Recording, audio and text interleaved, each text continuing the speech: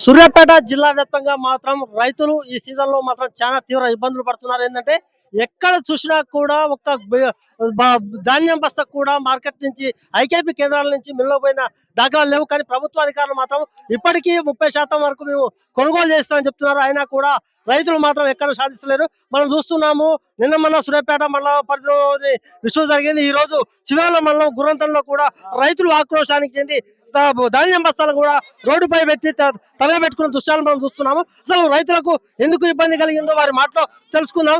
ముఖ్యంగా చెప్పమ్మా, అసలు మీ సమస్య ఏంది?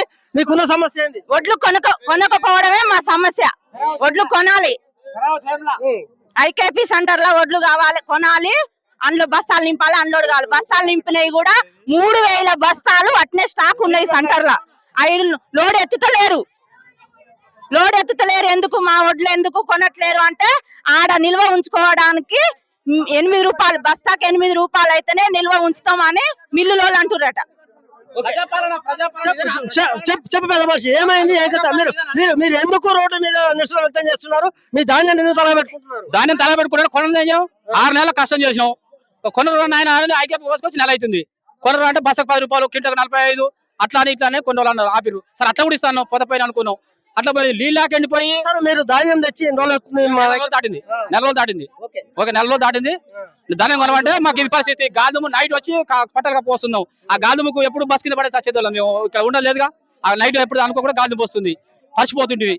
ఎమ్మడే ప్రభుత్వం స్పందించి మన ధాన్యం రైతులకు మాత్రం ఏ టెన్షన్ లేకుండా ధాన్యం కొనాలి. రైతుల బాధ మనం చూస్తున్నాము. మనం ఇక్కడ విజువల్స్ లో కూడా చూస్తున్నాము.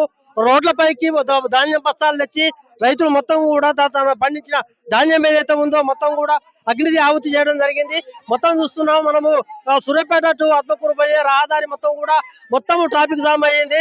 ఇక్కడ పెద్ద ఎత్తున రైతులు, మహిళా రైతులు కావచ్చు, లేకపోతే రైతులు కావచ్చు, వాళ్ళు చెప్పేది ఒకటే, గత నెల రోజుల నుంచి మేము తీవ్ర ఇబ్బందులు పడుతున్నాము. ఒక ప్రభుత్వ అధికారి కూడా స్పందిస్తలేదు. ఖచ్చితంగా మాకు న్యాయం జరగాలి. ఎందుకంటే అరకొర పంట పండింది. ఎందుకంటే అసలు ఈ సీజన్ లో నీళ్లు లేక పెద్ద ఎత్తున రైతులు నష్టపోవడం జరిగింది. ఎకరాకు 30 నుంచి 40,000 పెట్టుబడి పెట్టినా కూడా తీరా చూస్తే మాత్రం మాకు పెట్టుబడి చేతికి వచ్చే అవకాశం కూడా లేకపోయింది. అరాకొర పైన పంటను మేము ఐకేపీ కేంద్రాలకు పట్టుకొస్తే మాత్రము ప్రభుత్వం మాత్రం స్పందిస్తలేదు. 20 రోజులు అవుతుంది. ఒక పక్క అకాల వర్షాలు కురుస్తున్నాయి.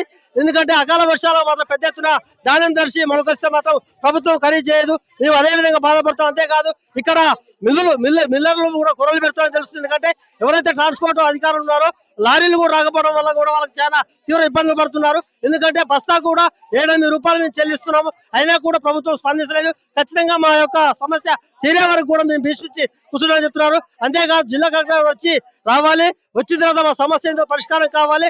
అప్పటిదాకా కూడా మేము ఇక్కడే భీష్మించి కూర్చుంటామని గుర్రంపూర్ సంబంధించినటువంటి రైతులు కూడా తెగ చెప్తున్నారు.